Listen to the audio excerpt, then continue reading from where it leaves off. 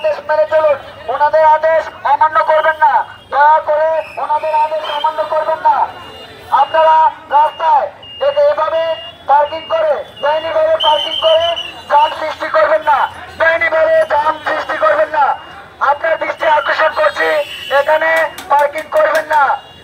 যারা বেআইনিভাবে গাড়ি পার্কিং করে আছেন তারা দয়া করে গাড়িগুলো সরিয়ে নেন।